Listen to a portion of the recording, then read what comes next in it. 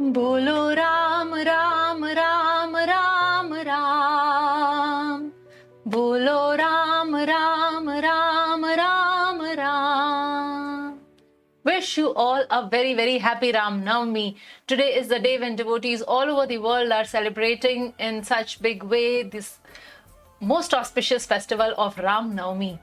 Different devotees, different ways. Who's better than whom? Does this question come to your mind anytime? That how to become a better devotee, or rather, who is a better devotee? Actually, this question once came in the mind of Narad Muni. He was having the conversation with Hanuman and they were discussing that who is the best devotee of Lord Rama. And then Hanuman suggested Narad. He told that there is a diary which Lord Rama maintains, and in that diary he pens down the name of all his devotees. So why don't you go and check it out? Narad thought, wow, that's a good idea. And he actually goes and he asks Rama for that diary. And Rama shares that diary with him. Narad was very happy because he opened the diary and there at the top, the first name was Narad's. So he was very, very happy. And then he started going through the diary. He saw the entire list. It was a big, big diary. So he saw the entire list and he was a little puzzled. He didn't find Hanuman's name. He read it for the second time, the third time, and yet he did not find the name of Hanuman. So he was confused and he came back and he told this to Hanuman. Hanuman also started thinking, and then Hanuman said, well, Rama has a very small diary. In that diary also he writes the name of his devotees. Why don't you go and check that diary also? Narad Muni goes and asks Rama again, and Rama gives a small pocket diary. And this diary, when he opens, there was just one name, and that too in big letters. So it was written Hanuman. Now Narad was asking, it was again his time to be bewildered, and he asked Lord Rama that what is this? What is the difference between the two diaries? Is there any difference? And Rama said, big diary contains the name of all the devotees who constantly remember me. And the small one has the name of those devotees whom I constantly remember. And that is one person, and he is Hanuman. So this is how Hanuman became so dear to Lord Ramachandra. And in today's session, we are making a humble effort to identify how to become dear to Lord Rama. So let's get into today's session. Before the session begins, we will chant this prayer.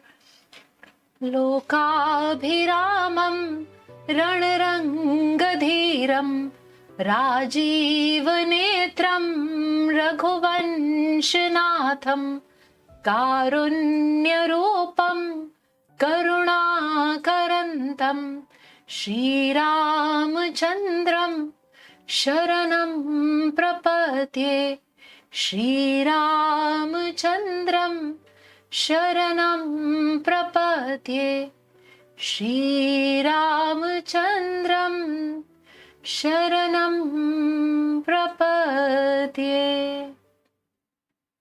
So taking the blessings of all the seniors of my Guru Parampara, my spiritual master, Srila Prabhupada, the Supreme Lord Krishna and all his various manifestation, I begin this session here. And today we would be discussing about what are those qualities which makes one dear to the Supreme Lord. And to understand this, I have picked up few devotees who are actually very dear to the Supreme Lord, Lord Ramachandra. So actually, if we read Srimad Bhagavatam, there is a mention in the 7th canto by Prahlad Maharaj, where he talks about 9 processes of devotional service, or 9 ways in which one can actually perform the devotional service. This is also known as Navami Bhakti. So we all are expected to do 1, 2, or all the processes of devotional service in order to become perfect, in order to perfect our lives. So all these 9 processes, actually there is one devotee for each of these processes who has actually perfected his life by performing that. So we would pick up 9 such amazing devotees and we will see their qualities as what makes them so very special. So this process of Navamida Bhakti starts with Shravanam. Shravanam means hearing about the glories of the Supreme Lord. And here we have the devotee who became perfect, who was rather perfect, but yet he attained perfection by the process of hearing. So even in today's time, it is said that wherever Ram Katha happens, Hanuman is personally present, because Hanuman is all ears. Hanuman is completely attentive wherever the discussion of Ram is going on. So this personality, this humble servant of Sri Ram, has various wonderful attributes to himself. And if we start discussing, we can actually take like classes after classes just glorifying Hanumanji. In fact, in Ramayana also, if we see, so there are 7 portions or 7 parts of Ramayana.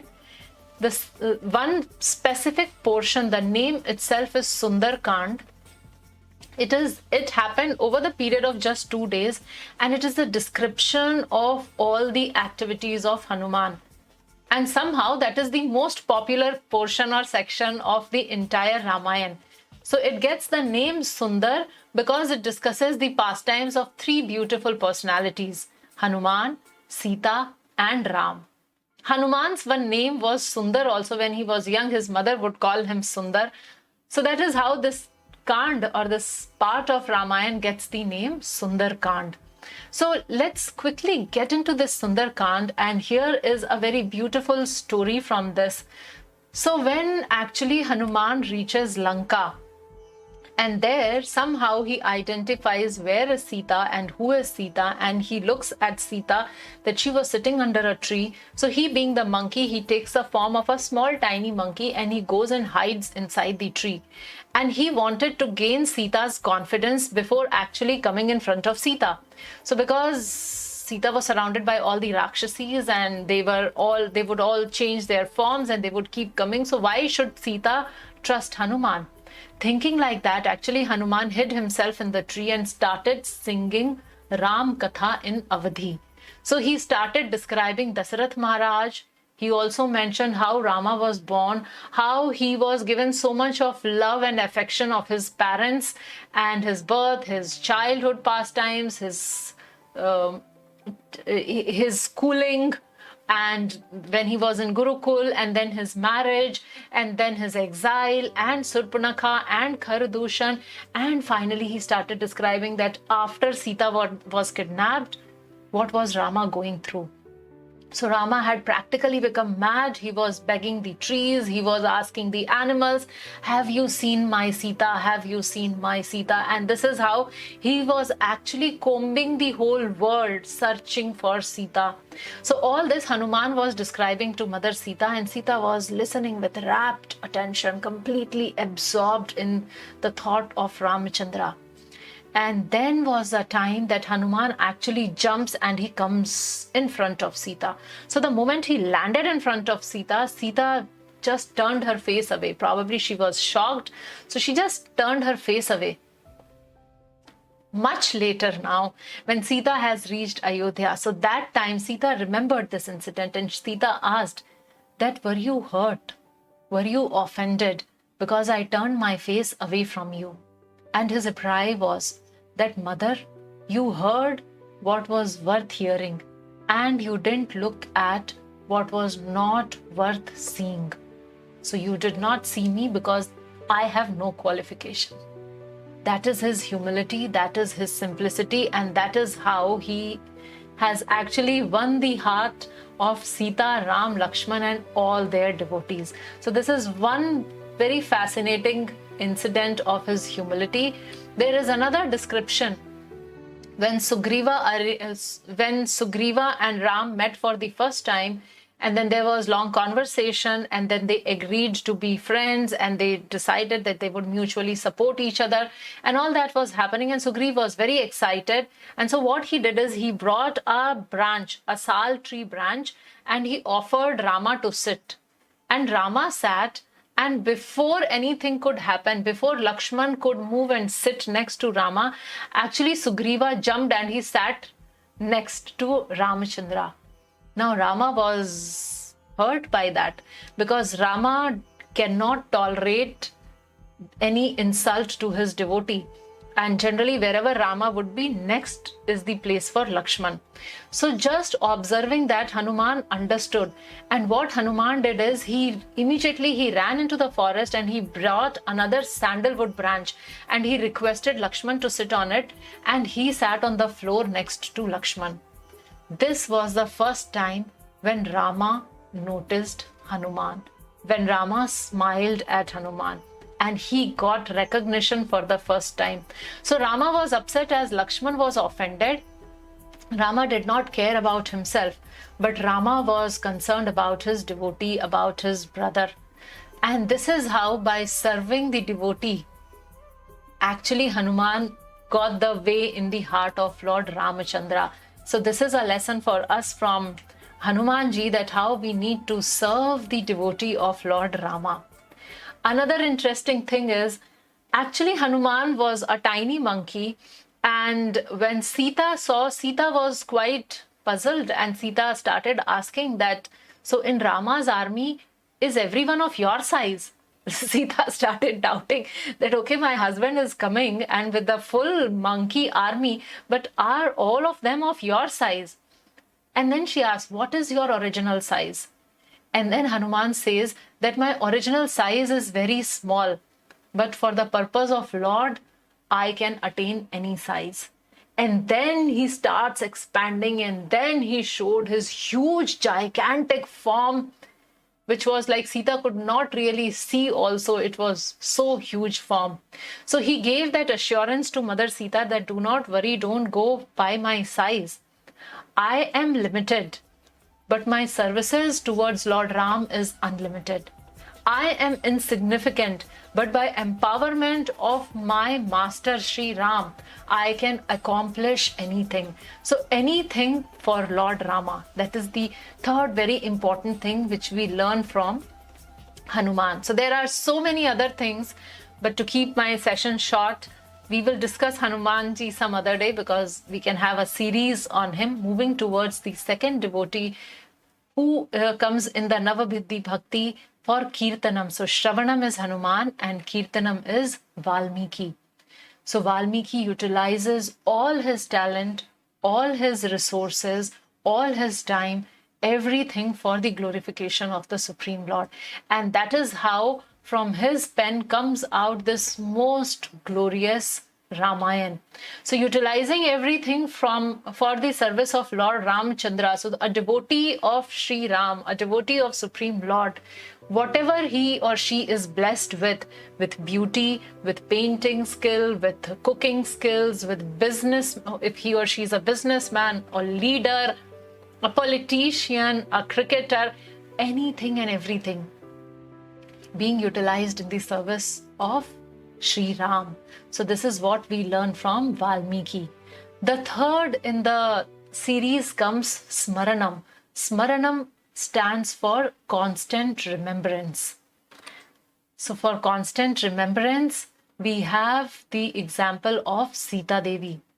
Actually, when Hanuman first sees Mother Sita, now till this time he has not seen Sita, so he was not sure how would she look like. So he was quite confused, and like there is a description that when he enters Lanka and he starts seeing different people, and he enters in the palace of Mandodari, and Mandodari is so beautiful, and for a moment he starts thinking that probably she is Sita, but then he sees that this lady is wearing so many jewels and everything, and she looks very opulent and happy. So this can't be Mother Sita. So when searching, finally he comes to Ashok Vatika and finds Mother Sita. There is another very fascinating thing which he mentions there, or rather which Valmiki has mentioned there. Sita's face has started resembling Lord Ramachandra. So much of constant absorption in the thoughts of Rama that her face was reflecting Rama. So just by looking at her, Hanuman could recognize that this is Mother Sita because she looks like Rama. So such deep meditation, such deep absorption in the thoughts of her husband, and that is how she could stay so chaste and completely surrendered and committed to her husband, though she was staying in the province of Rama. So I hope you all have gone through our yesterday's session where we have spoken about the divine couple, the perfect couple, Sita and Ram. If not, kindly go through the link. It is there on our YouTube channel. So we are not going deeper into Sita Devi because we have already spoken about her yesterday. And moving forward, the fourth step of Navavidya Bhakti, or fourth type of Navavidya Bhakti, is Pad Sevanam. Pad Sevana means worshipping the lotus feet of the Supreme Lord. So worshipping the lotus feet of the Supreme Lord, and who do you think would have perfected his life in Ramayana just by worshipping the feet of the Supreme Lord? This is one of his brother, Bharat. He dedicated his whole life and his existence in the service of the shoes of Lord Rama.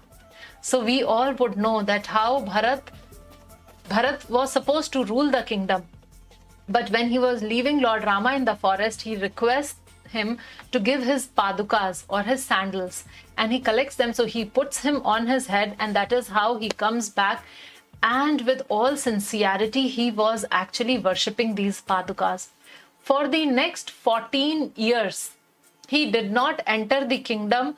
Just outside the kingdom in a village called Nandigram, he was actually based there. He was stationed there, and he was ruling the kingdom from there. He was actually conquering different nations. He was increasing the treasury. He was seeing to it that the citizens are happy.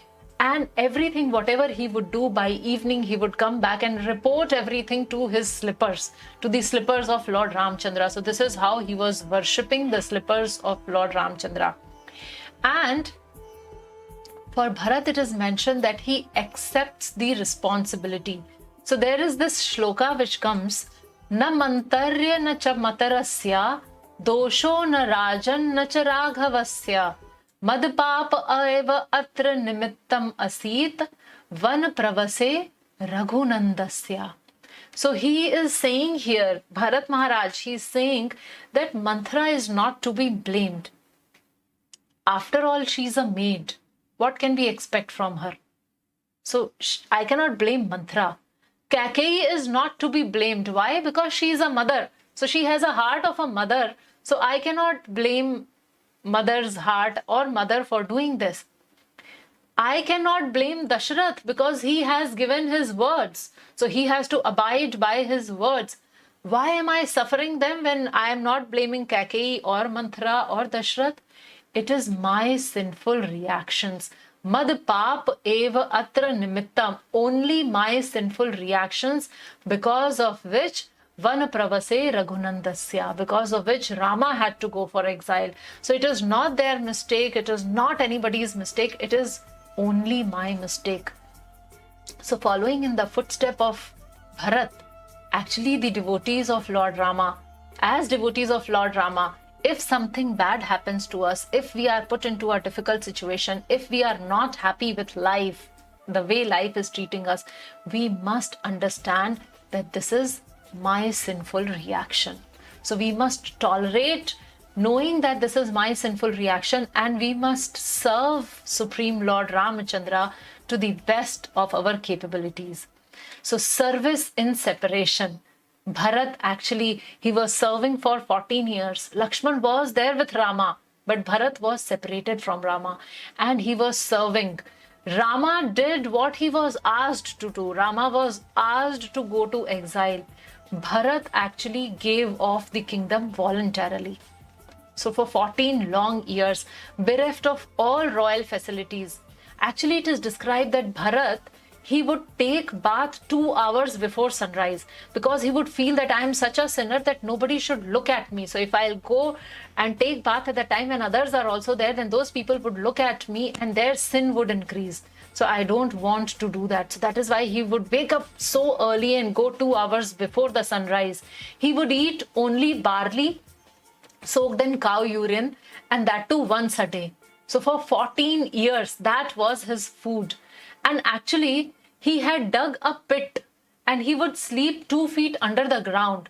And why would he do so? Because he was aware that Rama is sleeping on the floor and he cannot sleep at the same level as Ramchandra. So that is why he had dug the floor and he would sleep at a lower level. So this is how Bharat was serving Lord Rama. And Lord Ram was amazed by it. So this is service in separation, which makes him so dear to Lord Rama. Also, it is a relationship of absolute trust, which Ram and Bharat shared. So it is described that when Bharat heard that his brother has been sent to exile, he actually gathered entire Ayodhya. The description is there that 9,000 elephants, 60,000 chariot, 10,000 soldiers and thousands of citizens, they all walked towards the jungle because they wanted to bring Ramchandra back. So when they were coming, and from a distance, Ram, Lakshman, they observed that some huge army is coming, and Lakshman started doubting Bharat. Lakshman said that let us pick up the weapon to protect ourselves. Bharat is intoxicated with power and he's coming to kill us. When this happened, Rama said, I will not hear anything, any sort of accusation for my brother Bharat. And in order to correct Lakshman, he says that if you want to acquire that kingdom, and that is why you are so very eager to fight, you just wait. Let Bharat come and I will ask Bharat to give the kingdom to you voluntarily and he'll happily give you the kingdom. So this is how Rama was completely confident and he had absolute faith in Bharat. Not even once Rama doubted the intentions of Bharat. And that was because of Bharat's humble service attitude. And that service in separation, which we hear in great detail in Ramayana. The next in the line of Navamidha Bhakti is actually Archanam. Archanam means worshipping the Supreme Lord. Worshipping also includes offering Naivedyam. So we cook for the deities, we offer for the deities, and then there are so many rules and regulations in worshipping the Supreme Lord. So like how we have to clean ourselves, how we need to do achaman, how we need to take bath before cooking, how one is not supposed to offer anything jutha to the Supreme Lord, how not even the body but the mind has to be pure when we are cooking for the Supreme Lord. So all those rules and regulations are there. And Shabari is one example from Ramayana who actually offered her jutha berries to the Supreme Lord. And we all glorify her for that. So her this quality when devotion surpasses the rules and regulations. So there are so many rules and regulations in worshipping the Supreme Lord, but Shabari is an example of how Krishna or Ramachandra, they are bhavagrahi. They see what is there in the heart of the devotee. So when Shabari was offering this jutha bear, Lakshman was like checking out, like he was what is this lady doing? He was thinking like that. And Rama holds him back. And he says that she is offering with love. So, Yame Bhaktya Prayachati, whatever the devotee gives with love, Krishna accepts. So here that is how it is demonstrated personally by Shabari, that the Archanam Vidhi has been perfected by her because everything what she was offering was loaded with love, was coated with love. Then next is Vandanam, the Navavidhi Bhakti. So sixth process of devotional service is Vandanam, or singing the glories of the Supreme Lord. And here for Vandanam, we have the example of Vibhishan. Vibhishan, though born in the family of Ravan, though he had such a powerful brother as Ravan, and it is described that Vibhishan had very cordial relationship with his brother. It was not that he had any dislike for his brother initially. He was very supportive and he would give all the suggestions which would be for his welfare. So he would take care of his brother very nicely. And yet, when the situation arose that he saw that how the brother is going against Lord Rama itself, so Vibhishan actually renounces his brother. He leaves his brother and he takes shelter of Ramachandra. And for this Ramachandra, so now there is another interesting episode which has happened. So this Vibhishan's house, it is described when he was staying in Lanka.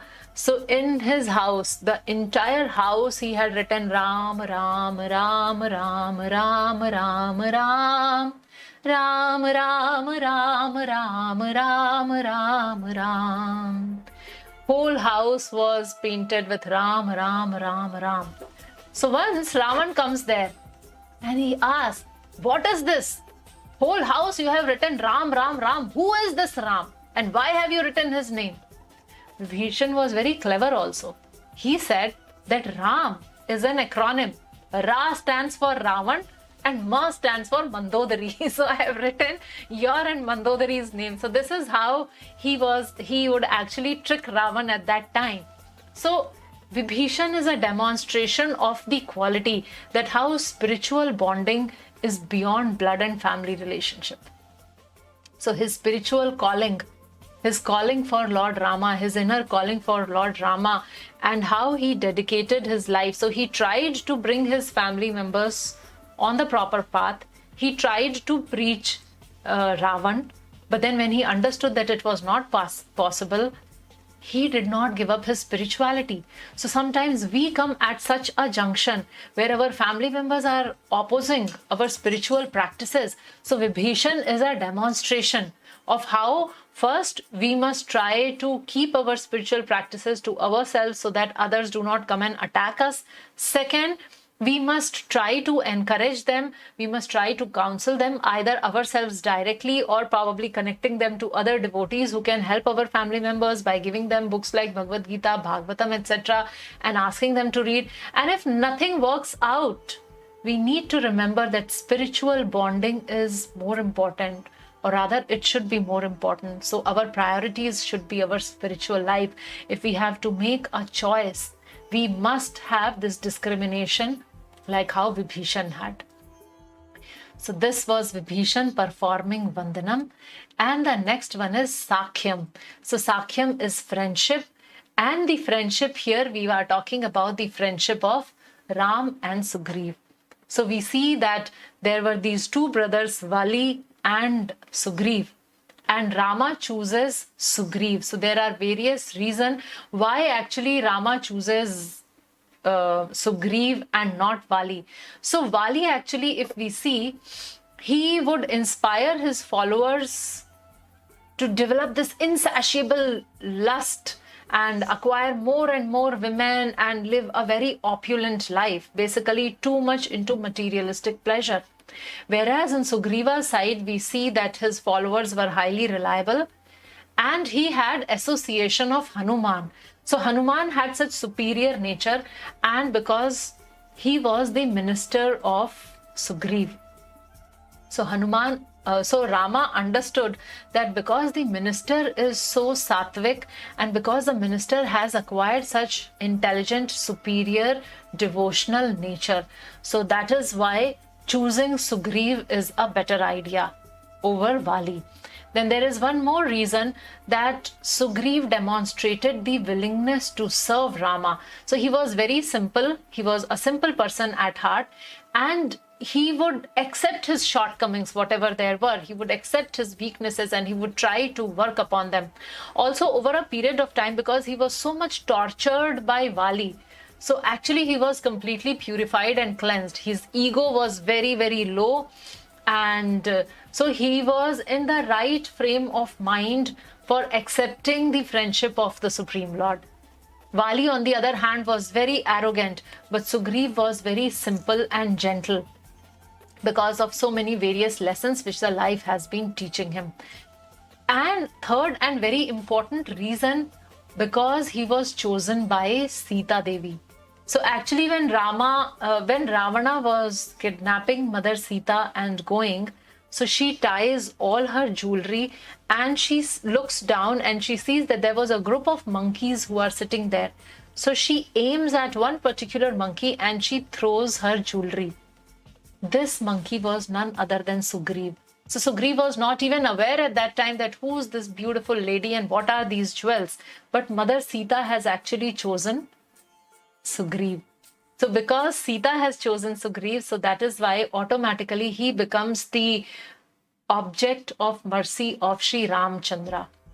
So this is how we see that if we get association of devotees, we get association of books like Bhagavad Gita and Bhagavatam, we develop desire to serve. We develop willingness to serve, our ego shrinks, and we develop desire to understand things and correct our behavior. And when we do all these things, then we attract the mercy of Mother Sita. And when Sita looks at us, when Radharani looks at us and points to Krishna that, hey, look, there is your devotee. He needs your mercy or she needs your mercy. Then Krishna becomes merciful. Then Ramachandra looks at us. Then how Rama picks up Sugriva, Krishna would pick us up, or Rama would pick us up. So we have to become like Sugriv so that we can attract the mercy of Lord Ramachandra and Sita Devi. Moving ahead, the 8th one in the Navavidhi Bhakti is Dasyam. And this Dasyam is exemplified by Lakshman. So again, when Ram was coming for the forest, and Lakshman was very clear that I am coming with you, nothing doing. I have to be there. Wherever there is Rama, I have to be there. And he gives various reasons to Ramachandra. And actually there is a description that Rama goes and tells Mother Kaushalya that he is going to the forest, and somehow the language what he was using plural words. He was not saying I, he was talking we language. So Lakshman said, you have already said that I am coming with you. You are very clear that you are taking me, and that is why you were telling Kaushalya that we are going. You did not said ek vachan, you did not use dvivachan, you were using bahuvachan, which means multiple people. So 3 of us are going and I am coming with you. So Lakshman serves Rama, though he is the brother of Rama, but he takes this menial position and he serves Ramachandra like no one else. So though they were very close in the forest, though they had very intimate relationship, though they were constantly together, yet Lakshman understood, and just like a dutiful servant, he would actually carry the clothes of Rama. When the divine couple would go for bathing, he would sit on the ghat and he would watch them. When the divine couple would go to sleep, he would sit outside and guard their houses. When the divine couple would be busy in other activities, he would go and gather all these roots and fruits so that they could eat. In fact, there is this description that in Panchvati, Rama asks Lakshman to select a spot which all 3 of them liked so that they can stay there. And when Lakshman hears this, he was very bewildered. He was so bewildered that he went to Rama and he said, why are you asking a thing like this? How could you talk to me like this? Rama could not understand. What has he done? What is he asking? So Lakshman said that you are asking me to make a decision. You are giving me a choice that find a place which is suitable for you and for me. From when my choice is different from yours? My choice is always your choice. You are giving me a choice, and that is an indication that you want me to become independent of you. But my happiness lies completely in your happiness. So, how can I find a spot which would please me? Anything which pleases you pleases me, Rama. I don't want any freedom. I don't want any independence. I just want complete dependence on you. My choice have no separate existence. I have no separate desire. So that is how we have to inculcate this attitude of having no separate desire rather than serving the Supreme Lord. So the pleasure of Supreme Lord is my only desire.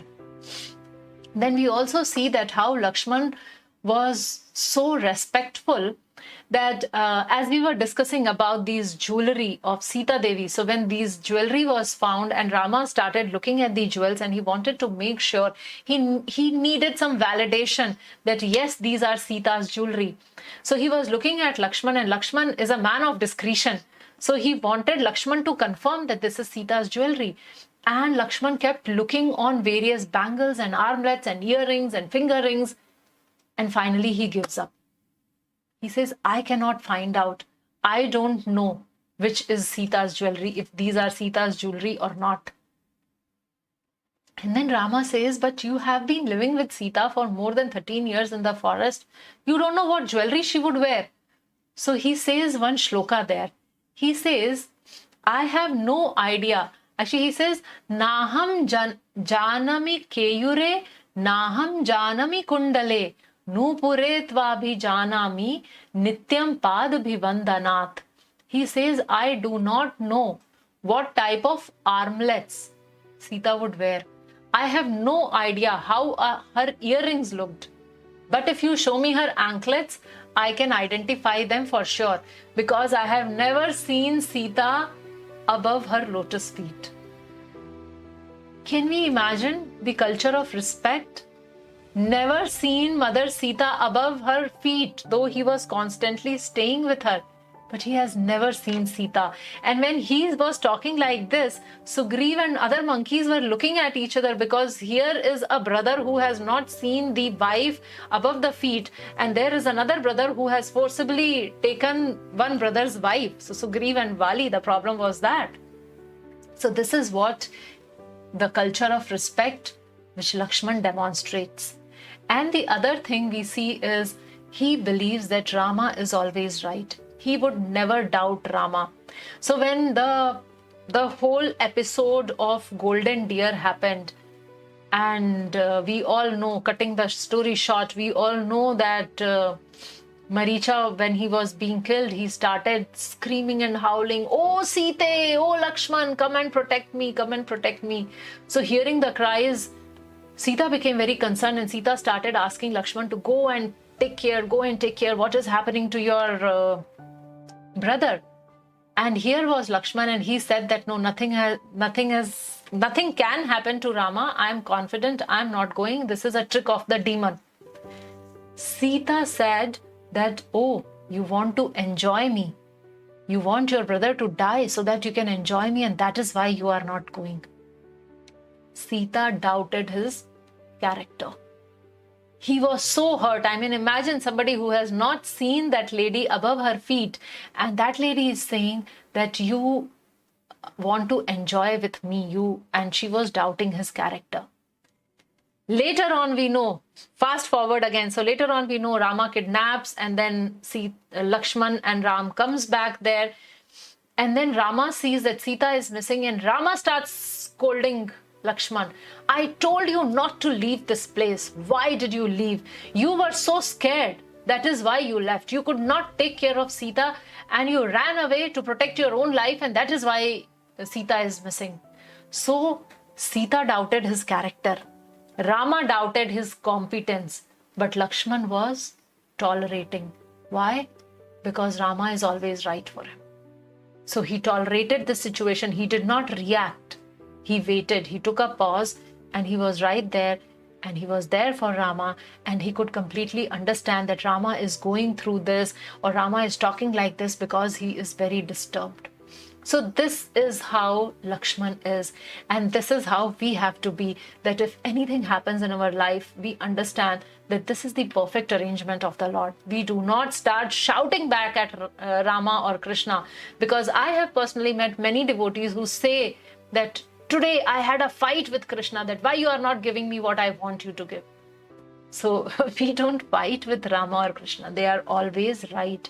He is perfect. Supreme Lord is perfect. Moving to the 9th aspect of Navavida Bhakti, Atma Nivedanam, or complete surrender. And this we learn from Jatayu. So Jatayu we have been discussing yesterday and day before yesterday's session. Such a wonderful existence. Jatayu perfected his existence by giving up his life while serving Lord Ramchandra. So Jatayu, we know, he absolutely surrenders there. When Ravan was kidnapping Mother Sita, Jatayu says that as long as I am around, I won't allow your evil schemes to succeed. I will block every direction you can possibly think of venturing towards, and I will not allow this to happen. And then he fights. He is like head on fighting with Ravan. Now Jatayu is old, he is feeble, he does not have any weapon. He was in the open sky, like flying in the open sky. And that is how he was fighting the young. So Jatayu was old, and the young, powerful, completely armed with all his weapon. That is how Ravana was, and Ravan was inside his chariot. But the only thing was that Jatayu was fighting to serve the Supreme Lord, and Ravana was fighting against the Supreme Lord.